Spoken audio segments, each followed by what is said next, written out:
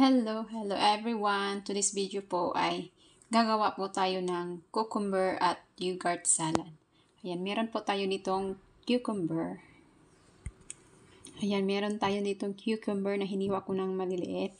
Meron tayong garlic na maliit, yogurt at saka mint powder. Ayan, gigirin lang natin tong ating garlic. Ayan, nailagay ko na yung ating garlic. Lalagyan natin siya ng konting mint powder at saka konting asin. Tapos ihalo na natin yung ating yogurt.